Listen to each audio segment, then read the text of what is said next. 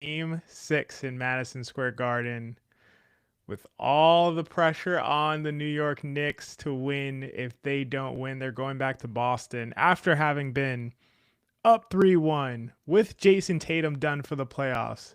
With a completely unplayable Kristaps Porzingis, by the way, we will dive into that some more. That's a lot of pressure. That's a lot of pressure on game 6. I will start you all off with a spoiler that my guess is that the Knicks can handle the pressure and will be able to get it done at home at Madison Square Garden, but tactically they took a step back last game and we need to talk about it. Jeff is going to be on with us any minute, but if he doesn't, your chat and comments and opinions and perspectives would be really appreciated because, we really are doing these live streams specifically just to engage with all of you guys, everybody in the audience, everybody who watches the show and engages. We are doing these live streams really to get your opinions and perspectives. So, you want to drop your thoughts as Jeff jumps on, please do so. But Jeff, we just got going here, and you can take a minute to get settled. But I was just talking about how much pressure is on the Knicks for Game 6. Like coming back from a situation where the Boston Celtics are, you're up on the Boston Celtics 3-1. You just find out Jason Tatum is done for the playoffs and done for potentially next season. Kristaps Porzingis has been completely unplayable as he was in Game 5, and we'll talk more about that. And you should easily win this series. I mean, people are talking about previewing the Pacers series, and we started talking about the matchups and how things would look with the pressure that Indiana's going to put on them in the backcourt. All of these things, obviously, you don't get ahead of yourself and assume it's done until it's done, but that's a lot of pressure coming home in front of your crowd, in front of what will be, I'm sure, a completely insane Madison Square Garden. I buried the lead and, or didn't bury the lead, whatever the opposite. I've dug up the lead and said that, I think that the Knicks can handle it. I think the Knicks will close out at home in Game 6, but it is a lot of pressure, and I think it's not to go to be underestimated at this point. Yeah, I agree with you. I think, well, I almost feel a more extreme version of what you're trying to say. I get the perspective that you're espousing in terms of like the Knicks were going into a game 5 um where Jason Tatum wasn't playing. Kristaps Porzingis was basically proven to be unplayable, and you and I have talked for the entire existence of Hot Hand Theory about the respect and how highly we are on this Boston Celtics team. Like that was like one of the first conversations we had actually was that the Boston Celtics adding Porzingis to their core made them one of the highest ceiling teams we've seen since Durant and Steph Warriors. But if you told us that they were replacing Jason Tatum and Kristaps Porzingis with Sam Hauser and Luke Cornett, I think we would both be like, yeah, they're still going to be a good team. They're still a really well coached team, but this is a team like the Knicks can handle. So I get that perspective. At the same time, they still do have the nice core tenets of Jaylen Brown, Derek White, Drew Holiday, Al Horford, and just their overall system. Peyton Pritchard, Luke Cornett was incredible in Game 5. He deserved. And I guess where I'm going with this is look, the Knicks were 5-point underdogs in Game 5. We can have bigger conversations about what that says about the Knicks and their overall ceiling relative to the Celtics. The fact that the Celtics were able to lose Jason Tatum and have Kristaps Porzingis playing this way and still be 5-point favorites against the Knicks in a playoff game. But they were 5-point underdogs and they weren't really expected to win Game 5. So I don't see them being like, oh my God, we lost this must win game. We're going to. I think the Knicks are favorites in this game for a reason. And I think, look, the Celtics have a very real chance to win it. But I don't see it being this like intangible uh, cloud looming over their head like they blew a missed opportunity. They could have won Game 5. I think they will win Game 6. Yeah, I agree with all that. I do think it's an interesting situation from the standpoint of I think the pressure matters, and I don't know how you feel about that. And obviously, it's something that's very difficult to qualify, but I do think the pressure matters of the idea of blowing a big lead. Like I think that looms over a team. Now, I don't think they will again, but and I think they should be favorites. Thanks for bringing that information because I didn't know what the betting markets were thinking, and it obviously makes sense to me that they should be favorites in this game at home. But do you think that affects, like, even from the perspective of like a line, like an odds line, would that affect the points in any way, or not really? No, I don't think it affects it at all. And I think that it's and I know you know this. Again, you're God, one guy's going to say I'm glazing you again, but you're one of the smartest, most objective people I've ever met. So I know you understand this on some level, but I think that this exact situation, uh, down 3-1 without home court, is the type of thing where it seems more daunting than it actually is, and the times that it doesn't work out, they cast a shadow and become more anecdotal in a way where you sort of paint a brush over all the situations. But I mean, off the top of my head, I can think of just so many situations where a team up 3-1 kind of punted game 5 and then came back and looked really good in game 6. I mean, off the top of my head, 2014 Eastern Conference Finals, the Heat and the Pacers.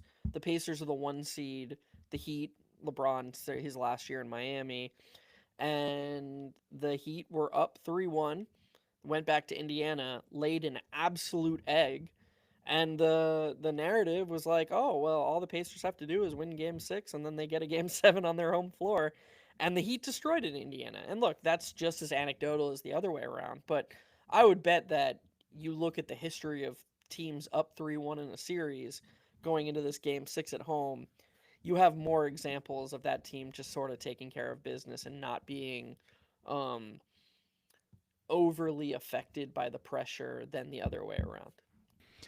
Here's the thing about that, in my opinion, right? So obviously everything you're saying makes a ton of sense. I think that the team, it's sort of similar to the home court advantage kind of dynamic that we've talked about a little bit. In most cases, the team that's up 3-1 is probably the better team in most situations. And so, yeah, they're up 3-1, they lose a game and whatever. They win the game because they're just the better team, so the better team wins games more frequently. Like that is to be expected. Now, I think the Knicks are the better team in this situation. Without Jason Tatum and without Kristaps Porzingis, the Knicks are a far better team than the Boston Celtics right now.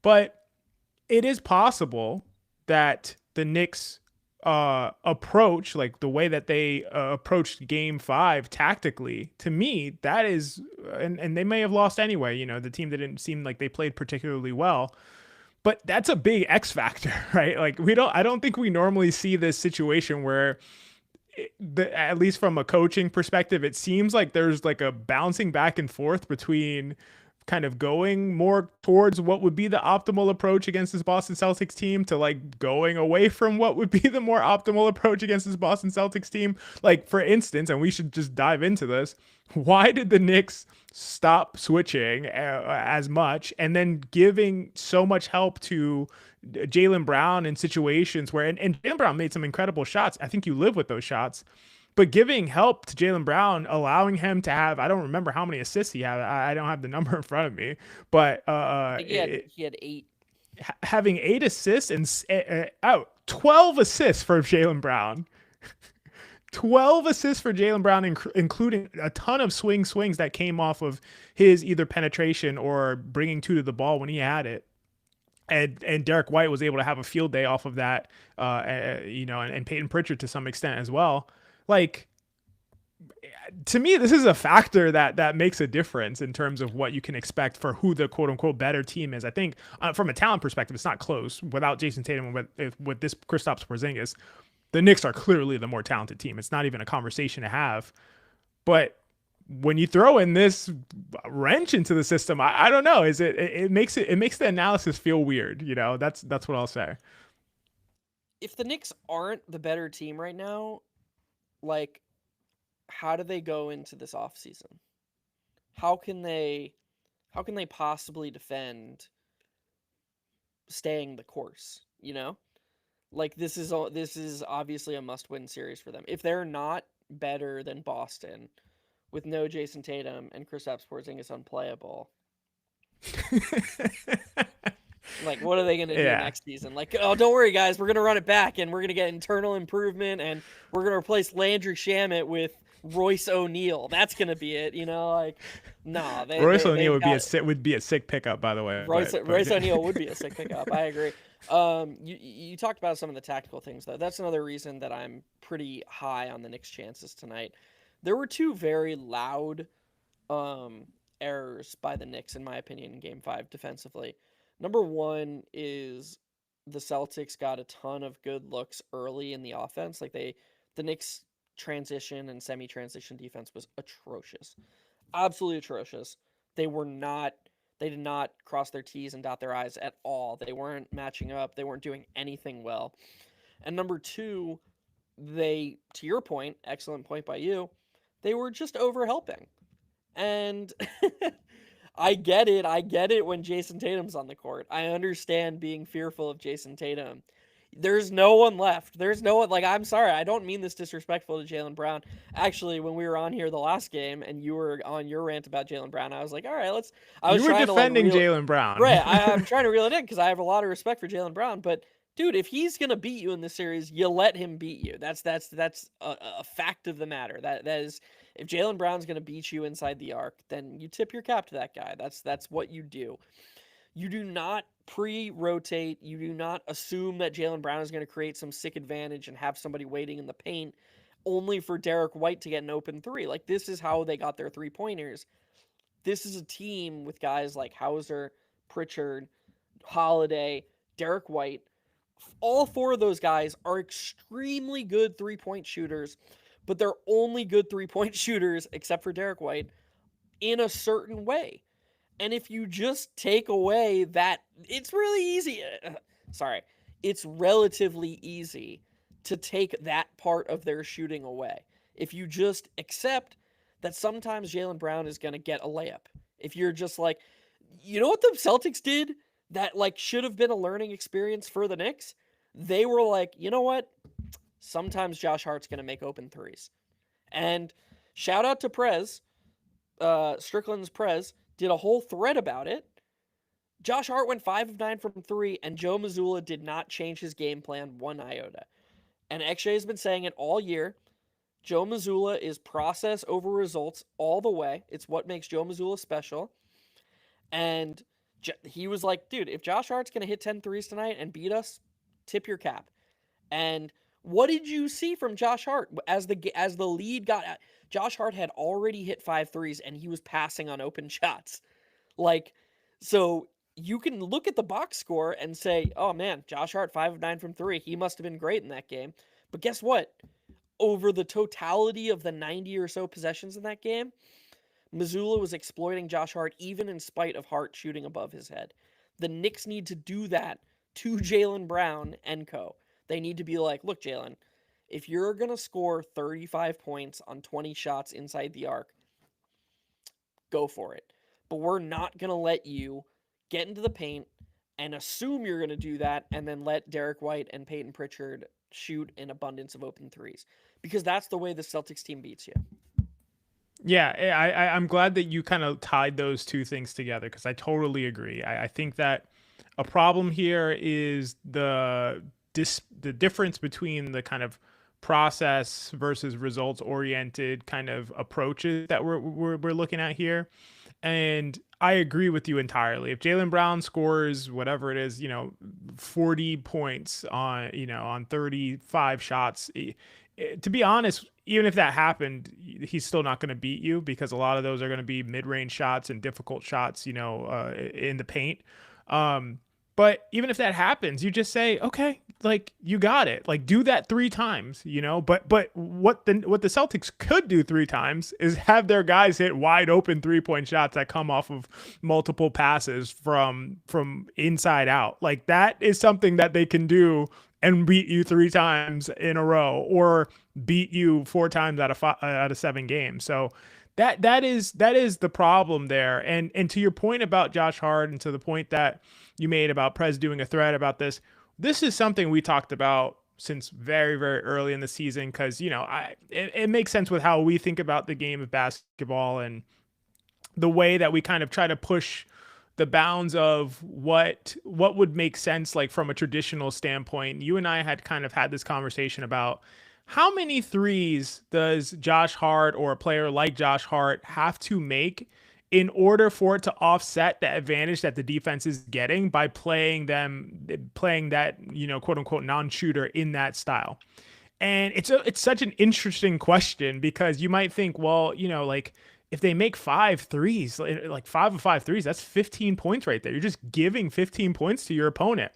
But it's really hard to calculate how many points the opponent is preventing you from scoring by having their big be able to roam around in the paint. And it's not easy to the eye. It's not easily perceptible to just sit there and say, well, yeah, that's 15 points. And of course that's better. I don't know that it is, and to be honest, it definitely wasn't in this previous game. Josh Hart was minus 24 in 35 minutes of play, despite scoring 24 points, having 7 rebounds, and going 5 of 9 from three. Obviously, he started to cool off at some point, but I You just know what think, it is, actually? yeah, It's the inverse of the Steph Curry conversation. Like me and you have joked on the side yep. of how bad does Steph Curry's shooting have to be for him to be a negative player? It's the inverse of that conversation. Yep, it's exactly the inverse of that conversation of like if a team just doesn't respect your gravity and effectively you have no gravity. So like obviously every player has gravity to some extent, but that is capable of making 3-point shots.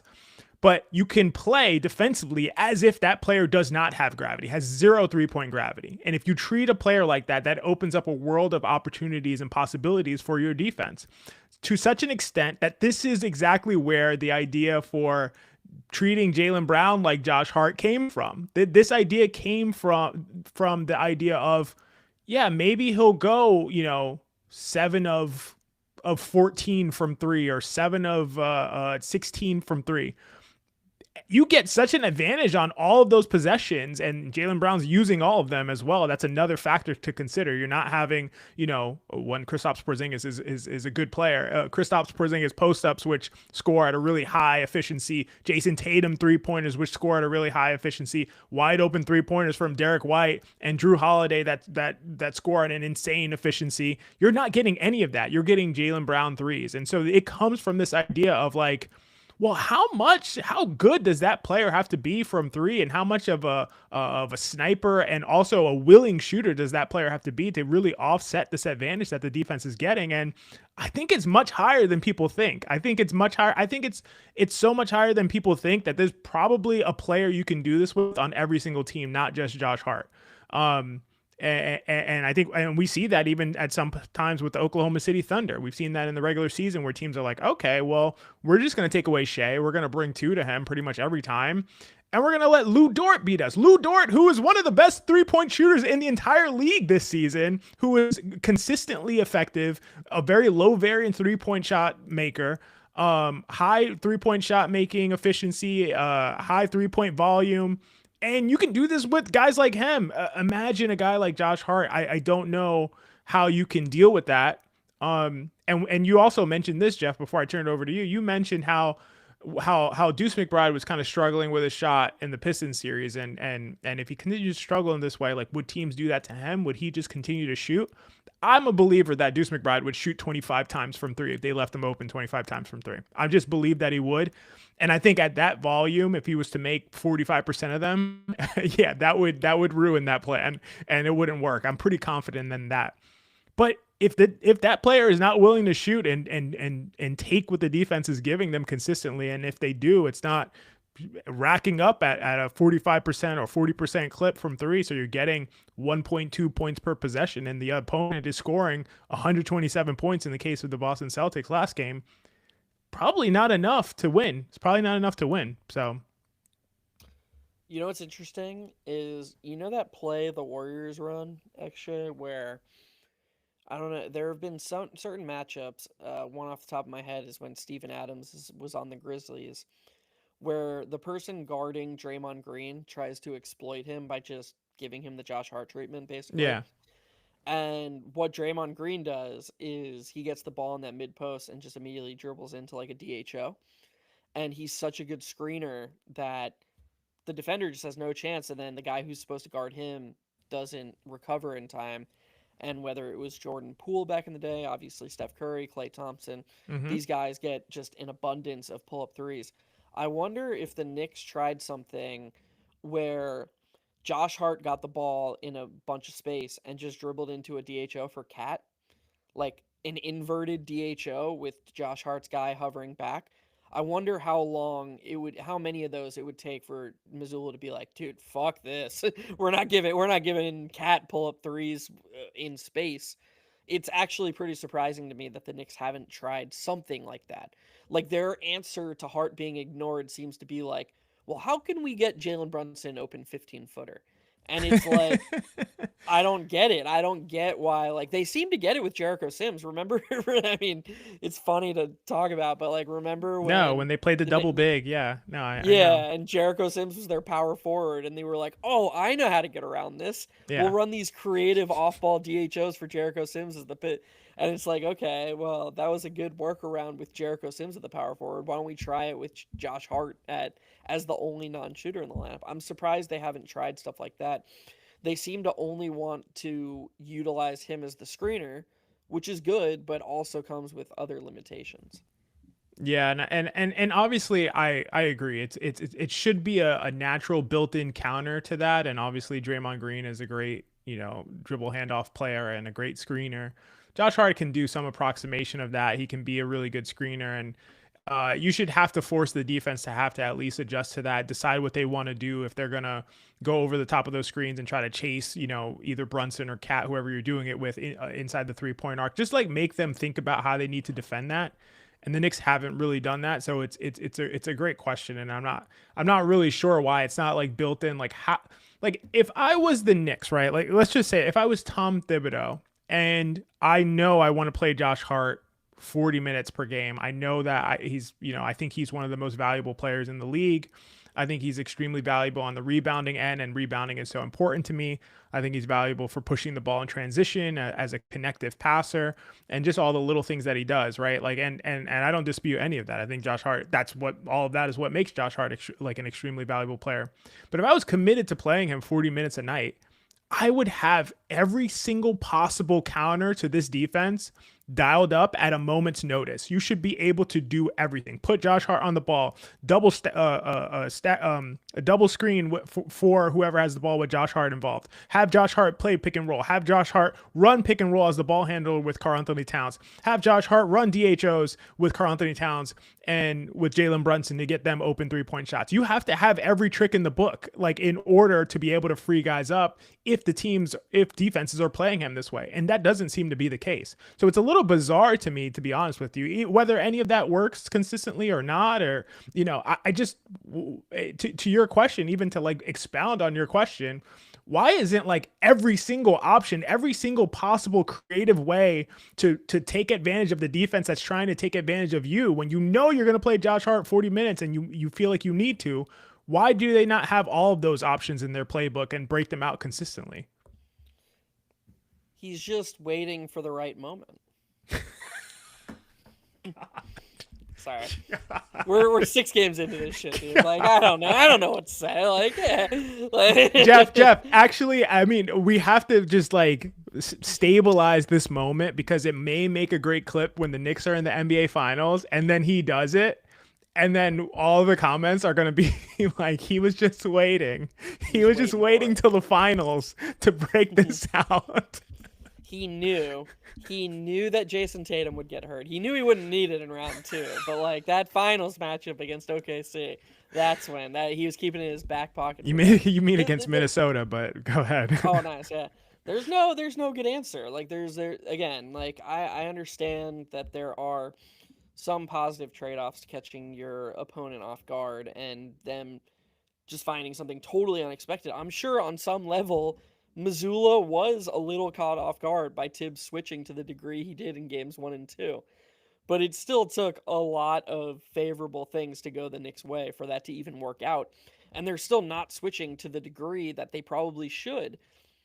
And I think a big part of that is a lack of comfort. Like they're not as prepared. They don't have the reps. And on the whole, it's just very clear that getting these reps, practicing these things throughout the regular season in these games when the stakes are lower, it's just gonna on the net be better for them. And I just don't think there's a really good answer to your question because, yeah, if you're, again, your point is just so brilliant. Like, it doesn't even matter what we think of Josh Hart or any player in this type of example. All that matters is what the coach clearly thinks of him. And the coach has clearly decided that they're not winning anything meaningful unless this player is playing a huge part. Okay, you've made that decision. Now you have to figure out how to counter the ways that he is clearly being exploited. You have to pursue all avenues. And again, they just don't seem super interested in doing that. I think it's going to work out for them in this series. And hey, maybe it's even going to work out for them on the season. The stars are kind of aligning. So they're going to, I mean, dude, if OKC loses to Denver in game 7 or loses to Minnesota in the Western Conference Finals, that 0-10 against OKC, Cleveland, and Boston stat will just be rendered meaningless, and it might end up not mattering at all. Is it possible to stumble and drunken boxing your way into an NBA championship? Like is that something that's happened historically, Jeff? You as being I don't need to use Chat GPT because I have Jeff GPT right here. I don't know because it feels highly implausible, but if it was gonna happen, it feels like it would happen this season. The Knicks have such an amazing, and for guys in the chat right now, the Knicks have and this is why I was so excited. I keep cutting myself off because I'm excited. This is why I was so excited for game 3, because I really thought if they went up 3-0 in this series, like, people are not recognizing their chances to win a championship right now.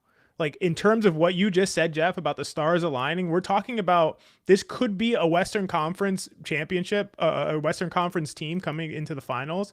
That is the Minnesota Timberwolves, who is a good team. Don't get me wrong. I'm not saying they're like a bad team, but the Knicks can beat that team. The Knicks can absolutely beat the Timberwolves. They absolutely have talent on par with, if not better than, the Timberwolves.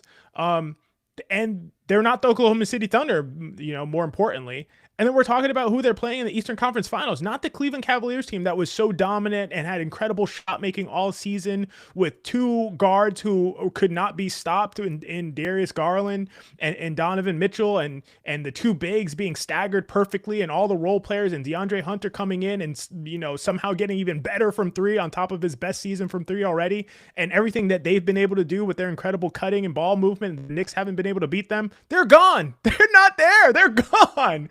Instead, it's this team and the Pacers who are again very good, but shot above their heads in the Eastern Conference semifinal that they won. Who's to say they continue shot making like that? This is lining up for the Knicks to actually do something historic here, and it's incredible that we're seeing some of these, I won't say like mistakes, but just like not optimization still at this point in the season, and where the Knicks are and the chances that they have to win a title. It's wild to me. In my opinion, the closest thing I can think of to a team that caught that series of breaks, 2 off the top of my head would be the 2020 Lakers and the 2022 Warriors. The 2022 Warriors got the Grizzlies in round 2, but Ja got hurt. So they were the Grizzlies had home court against them, but pretty quickly Ja Morant is out, and the Warriors became favorites. And then, if y'all remember, that 2022 season was defined by the Suns being the best team in the NBA, 65 win Suns. They had Chris Paul, Devin Booker, Cam Johnson, Mikal Bridges, DeAndre Ayton. They were incredible, and Luka Doncic just went God mode against them in the second round. The Warriors were looking at a road series against the Suns, the best team in the NBA, and instead got Luka Doncic, not even Kyrie Irving on the team, just a Luka Doncic led Mavericks team, and they disposed of them very simply in 5 games. The Lakers in 2020 They didn't have to play the Clippers in the Western Conference Final. Everybody remembers that was the first year of Paul George and Kawhi Leonard. Uh, that Clippers team blew a 3-1 lead to Nikola Jokic early in his rise before Nikola Jokic had ever won an MVP. And then the Lakers got a fifth seed Heat in the NBA Finals, as Yeah, opposed that's to right. a top Boston team early in its rise. And I think Boston would have. Now look, I think there's a very fair argument to make that both the Lakers and the Warriors were the best team in the NBA that season. I'm not trying to take anything away from them. I'm just trying to give historical examples of teams that maybe caught a few breaks and, as XJ said, sort of drunkenly backdoored their way into a championship.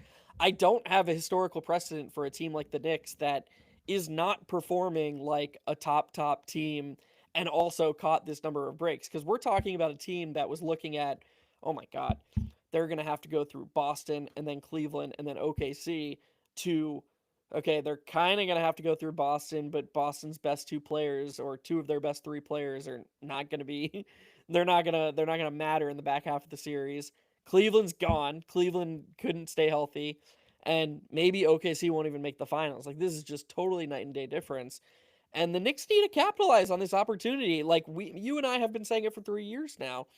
2023, they got an 8 seed in round 2. 2022, they had home court advantage in the second round.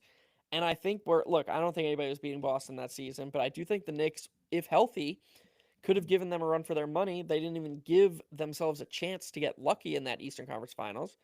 This is the third straight season when the stars are kind of aligning for them, and they really, really need to capitalize. And this is why the stuff we're talking about in terms of maximization is so important, because it's just very unlikely that they're just going to keep being able to play this sort of mediocre level of relatively mediocre level of basketball for a playoff team and win. And maybe they will. Maybe we'll look dumb, but I don't think it's super likely. I mean, if it and appreciate the historical context for sure. If anything, if it was ever going to happen, it feels like this is the time that it would happen. Um, Shout out to our guy Matt. He says, "Really, XJ, really." That's your question after more than 90 games in this season. Heck, last 5 years. Just reiterate for me what question I asked that you're referring to, just because I think I know what you're talking about, but I'm not sure. Um, and shout out to Alexandre, says hello from Spain. Shout out to Spain. Go Knicks. Appreciate you being here for that. Yeah, I mean, this is gonna be an insane game. Honestly, I do want to talk specifically about the game. I think that the Knicks are going to pull it off. I think we'll see more switching. I think we'll see less help. I think Tibbs will adjust from the issues that we saw last game. I think we're going to see a less effective Jaylen Brown in terms of shot making. Yeah, he was just like had a very good shot making game for him. Um, and I just think the Knicks will probably ice it with a lot of Jalen Brunson. I think that they're going to be able to figure out a way to get it done at home. And I think the defense is going to be a lot better. What kind of are your expectations as we get? Shout out to Mensa, friend of the pod for sure. It says tonight's game will come down to one question: is the rent due for Tibbs or not? We need foreclosure tips tonight. Yeah, it is a great prism to look at the game through, because for sure, if the rent is due for Tibbs, he's going to make all the appropriate adjustments, which is what I think is going to happen. Honestly, I don't think, to be clear, I don't think they would be okay going to on the road in Boston for a game 7, and I don't know if I would pick them to win that game. So I think the rent is due for Tibbs. They'd be underdogs, but it wouldn't be like impossible for them to Not win. I mean, impossible. I again, just wouldn't pick them.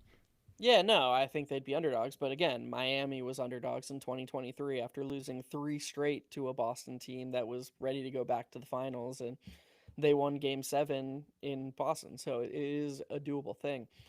I totally expect things to be better, especially the stuff we're talking about. I don't think they're going to let Boston shoot as many threes off the catch due to overhelping and pre rotating. I don't think that they're going to be as bad in transition, and I don't think they're going to play as slow offensively. Um, their offense needs to be better, and it needs to play faster, and I think it will. I think they're going to do all that stuff better. I think there will be a natural bump due to getting to play at home. That's just a very normal thing.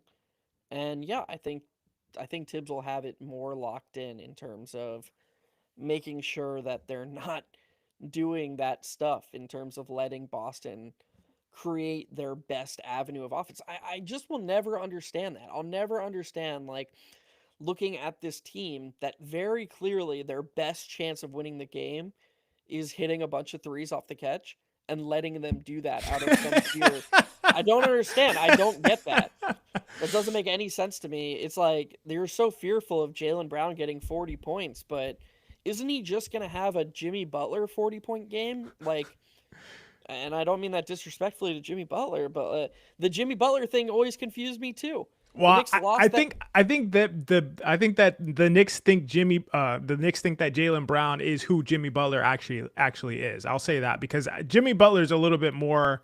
I think Jimmy Butler can beat you in the way that Jaylen Brown would have to beat you, but maybe we disagree about that. Uh, Maybe, I don't know. I mean, Jimmy Butler is a really good player. He's a Hall of Fame. This isn't like disrespectful to Jimmy Butler. I just never understood how you're letting him beat you in terms of collapsing the paint and spraying the ball to shooters. I'd let Jimmy Butler score 50 points on all the two-pointers he wants. I don't I just would never overreact to that ever. Like, I Isn't don't that think true for everyone? Like who is that not true for? the guys who can who can also hit threes. Yeah, so no, it's a great. I think this is like, man, this is like a podcast conversation now because so maybe we shouldn't go too deep into it, but yeah, I agree with you, right? Like if you can make off the dribble threes at a pretty high clip, but there's tons of guys who are just like, look at Zion. What would you do with Zion? Zion draws more doubles than anyone in the league. Yeah, I don't think Zion and Butler and Brown are close to comparable. I could see Zion scoring 50 on like 80% shooting if you don't send doubles his way. That's Dude, probably true. fuck That's that. a good point. Yeah. Fuck that, man. Jaylen Brown and Jimmy Butler aren't doing that. Give me a break. It's just that I don't Those put guys are Jaylen gonna Brown like. in the same sentence as Jimmy Butler to me. I mean, maybe now, I maybe wouldn't at Jimmy either. Butler's age now. I just don't think they're like those two guys are different to me. Those are like different Yeah, categories. Butler's better, but I still would treat them the same. Butler's better than Jaylen Brown, but I wouldn't. My point is that I wouldn't overreact to Jimmy Butler hitting some mid-range fadeaways or getting into the paint a couple Yeah, times. yeah. I totally If hear the that. alternative is a Duncan Robinson three, I'm not doing that. I wouldn't do that, and I didn't understand it in 2023, and I didn't understand it in Game 5 of these playoffs. I don't get it. I don't. Yeah, I agree with you.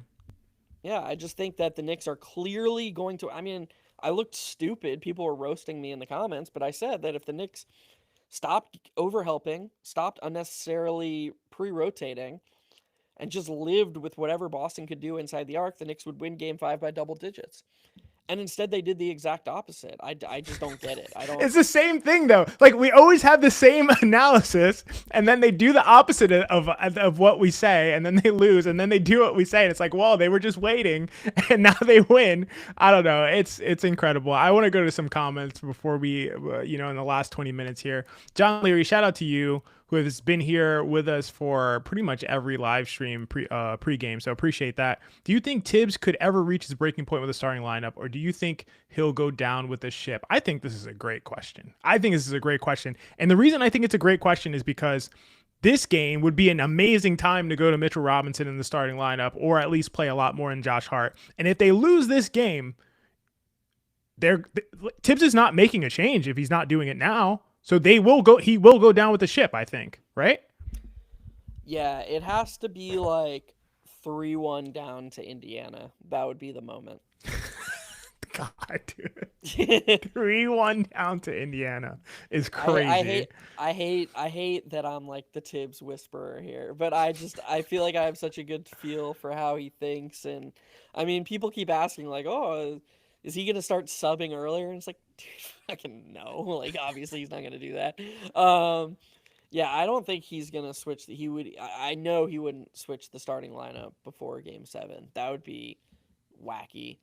Um, and I look, you you can't play the lineup this many minutes without believing in it. Like all the stuff that we've been told, Yes. Akshay, all the stuff about how like, oh my god, well like he has no other choice. He's got to play this lineup. That's so clearly not true.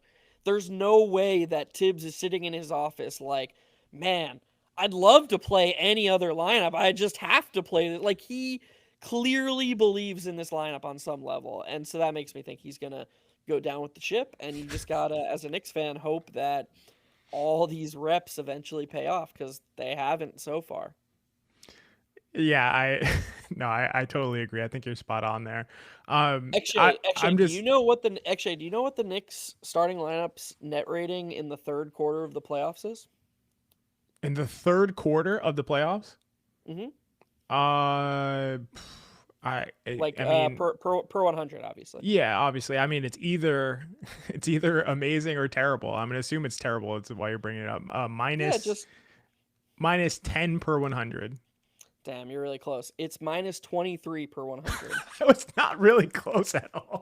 Jeez, dude, Like, what that the is fuck, man? Like, what are they brutal. doing? I don't get it. Like, dude, the fact that there was a conversation this postseason where Cal was like, I don't know, maybe we should try layup lines. Like, dude, I don't know. Maybe just try any other lineup. Try anything else. Just please. I want to pivot just a little bit because there was a heated debate going on in the comments and in the chat, and I can't keep myself away from it. Started by Cardiac Knicks. White, $30 million a year is 3 times better than OG $40 million a year. I could not keep myself away from this chat because there were people chiming in here. Mario, longtime commenter, says Derek White is not 3 times better than OG. I'd say they're comparable in terms of impact. Just one operates in a better system than OG. Crim's dad says OG. Let me just get. Whoa. Actually, can you go back to the last comment, please? Yes. There's no other YouTube channel that gets a comment like this. Not a single one. Not a single one. This is how I know that we're going to be the best, like the best anything.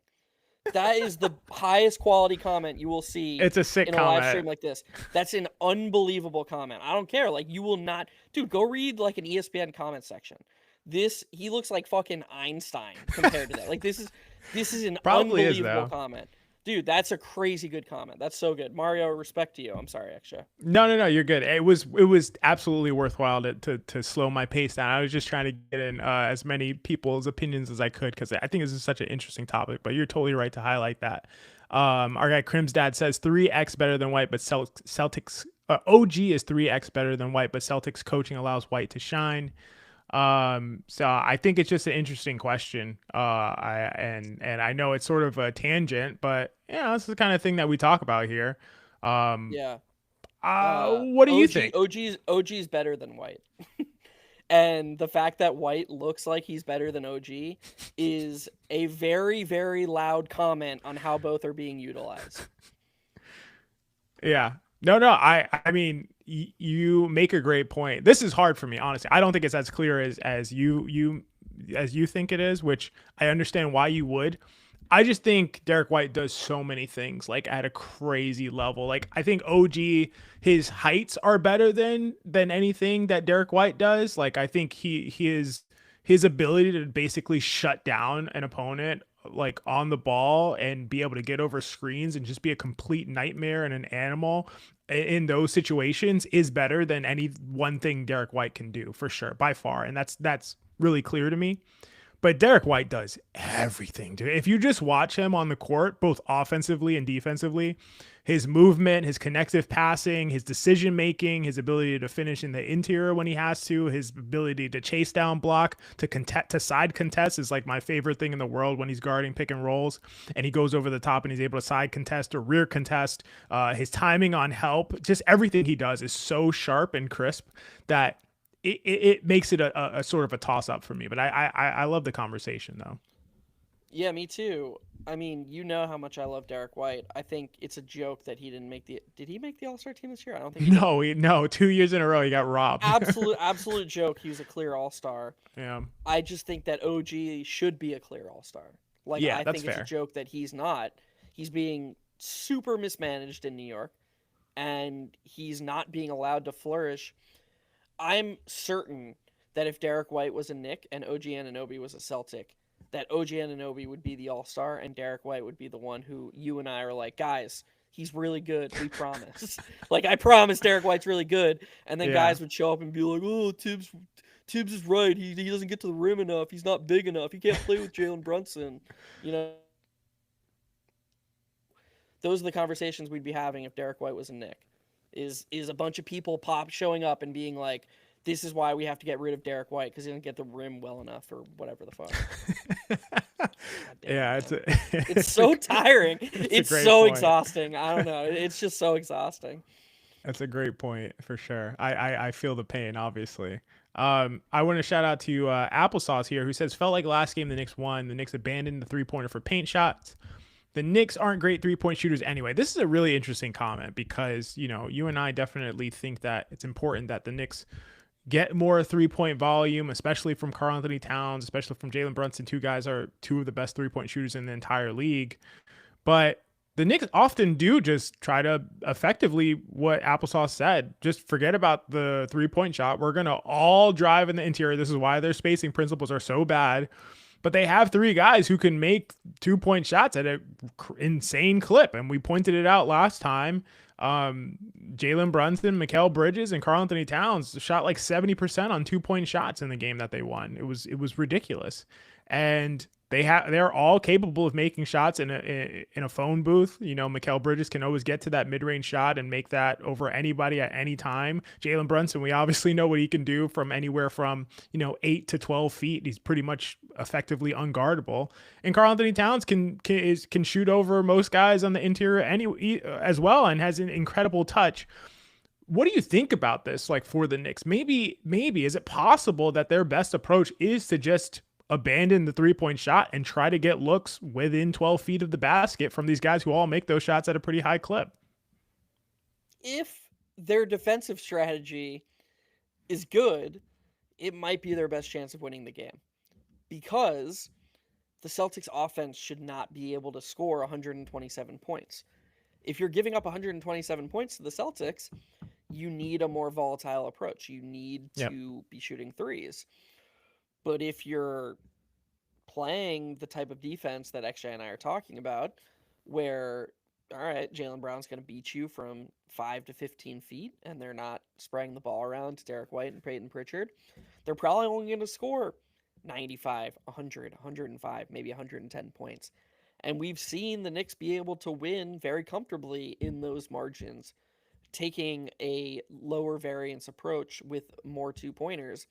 And I think when you hear someone like XJ espousing the type of compliments he did last game about the Knicks inside the arc game, I think that should speak very loudly to you as an analyst, to anyone who's listening, because XJ's intuition is to want to shoot more threes.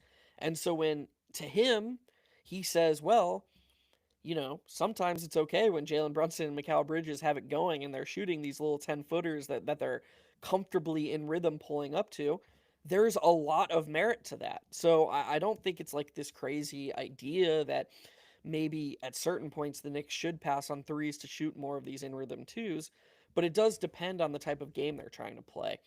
And if the Celtics are allowed to play this game where they shoot 53s and a lot of them are very high quality, you're just giving yourself a worse chance to win by passing on 3-pointers to shoot more of these mid-range shots.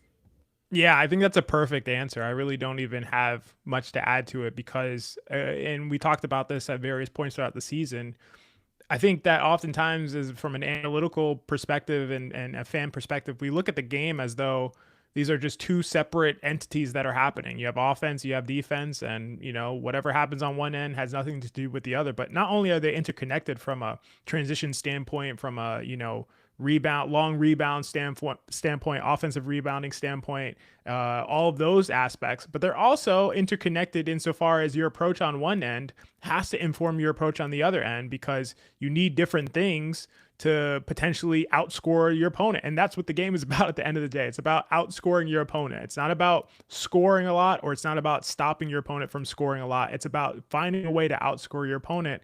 And those strategies have to be connected with one another. They can't be completely disconnected. You can't say we're going to take a bunch of low variance 2-point shots and then also give up a bunch of threes to a team who specializes in shooting threes. It's just that's not a sound strategy. It has to be coherent, and all makes sense. And so I totally agree with you. Remember, actually, you gave that awesome example. I don't know if it was this year or last year. I think it was this year. But you were like, I've always thought it would be really interesting if teams played a game where one day one offense played 100 possessions, and then the next day the other offense played 100 possessions. And Yeah. it's like Yeah. imagine that scenario, because if you are the defense the first day and you give up 120 points in 100 possessions, but then in another game, you're the defense the first day and you give up 90 points the first 100 in the 100 possessions. Your strategy as the offense will be totally different. And 100%. that is just so emblematic of how teams should treat these types of games that are small sample size, single game sample sizes. This isn't over an entire vacuum of a regular season. They're trying to win this one game. Yep, a super important point that you're making about the single game sample size. You have to adjust to that single game. You're just trying to win that game, and so, yeah, I think that's a great point. Crim's dad says Cornette not getting 7 blocks, and I wanted to flag this because Luke Cornette was really. I think Luke Cornette is really good. And I've said that for a while. I believe he's good. I think he's a very impactful player, and Missoula has been able to get a lot out of him. I don't think he's as good as like he dominated the game. I don't know that he's like as good to be the best player on the court in a Boston versus New York Eastern Conference semifinals game. Like he was dominant. And what do you think the Knicks do about that? Because we're obviously going to see a ton of Luke Cornette. I don't even know if Kristaps Porzingis plays very many minutes in this game. What is the counter here, and why was he able to be so effective? They're not going to do anything. They're just going to hope that their strategy works better. They're not going to do anything.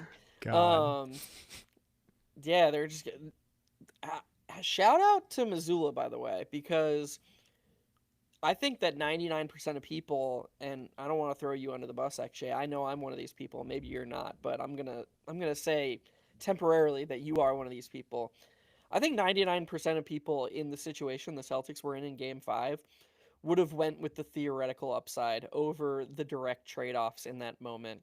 And Missoula in that moment had the wherewithal to say, "Okay, I have this theoretical rim protector and a theoretical spacer at center who can shoot threes at a really high clip when he's right, or I can just abandon the spacing and go with the sure thing rim protection, the guy who knows how to play this ghost coverage that we want to play."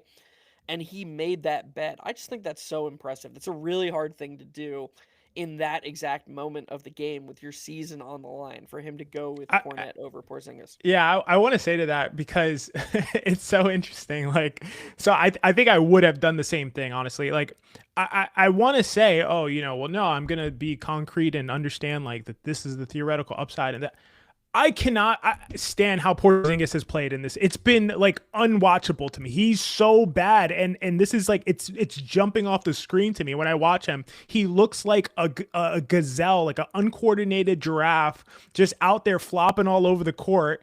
Even when he went down when Karl Anthony Towns pushed him and he fell down, it was partially a flop, but also I think he's just like fragile and he's just falling over. He just looks completely discombobulated. It's really horrible to watch. So I just don't think I could tolerate it. I would say, hey, you know what? Maybe that's my best chance to win, but I'm not going out with that. I'm not going out with that.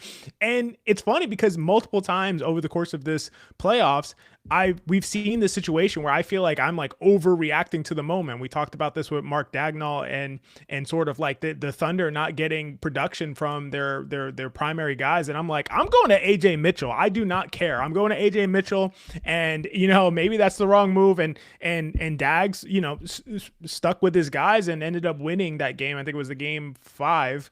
And ended up winning that game. But I probably would make the switch. And it's really interesting because when we get to these 1-game samples, I find myself a lot less willing to live with like whatever I think is going to happen over a long run, because it's just, I don't know, like for instance, 3-point shooting. And when we see this variance and it's like, man, I'm not losing another series because we got variance from 3. Like, I'm going to change something. And maybe that's the right approach. Maybe it's the wrong approach. But I think I would I would lean towards the side of like changing something or doing something different than sticking with what I know would work over the long haul. Yeah, yeah. I mean, I think there's a ton of merit to that. But that is a you hate this. That is a slippery slope because there are it's really easy for you to discard anything, you know? And you and I think one of the tenets that we share the most, and not just in basketball, in life, is that the best way to do anything is to have a solid foundation and a solid baseline that you can deviate from.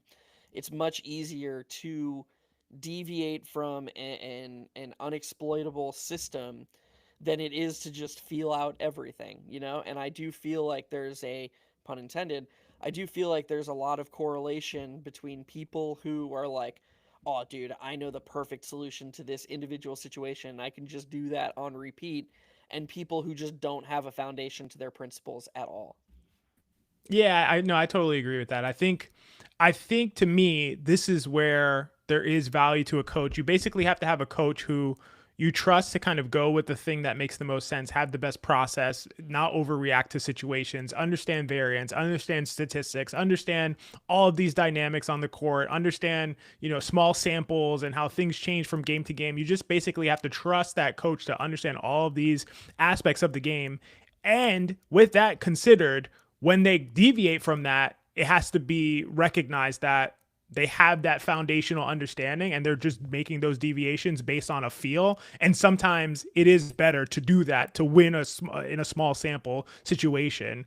And it's impossible to say when it is and when it's not. And so to me, that's why you have a coach. You know what I mean? Like, you have a coach because you can't tell that for sure. Like, we don't know if the Thunder would have gone to AJ Mitchell, that they would have just lost that game, or we don't know if, the Celtics would have stayed with Kristaps Porzingis. Suddenly he gets right and he starts hitting threes.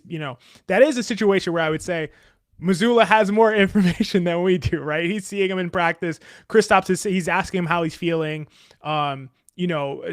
Cardiac mentions that KP had trouble breathing. That's why he didn't play much. And that it's a health issue. I do believe it's a health related issue with Porzingis, but maybe he's talked to Missoula and said, man, I'm just not feeling it. Like, I'll keep giving it my all, but it's not there. And so that has informed his decision-making process. But just from a viewing perspective, I'm just like, he just looks like he can't play basketball. So it's like, I don't have trust that he's going to turn that around.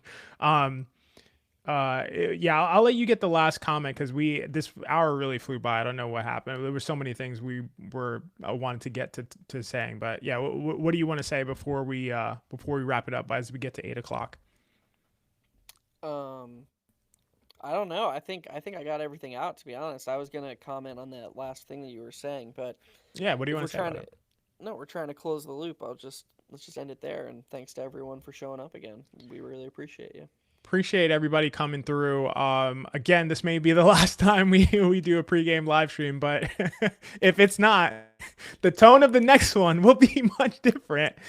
I promise you, the tone of the next one will be much different if it's not. But appreciate everybody coming, being here, and engaging. The chat is popping as usual, as it always is when we do these, and really appreciate you guys as always. And yeah, just excited to see what happens. Have fun watching the game. And if you're a Knicks fan, I think that they should take this one. And if you're a Celtics fan, I think it's awesome that they were able to battle back and win a game without Jason Tatum. And you should be happy that you have Derek White moving forward at the very least.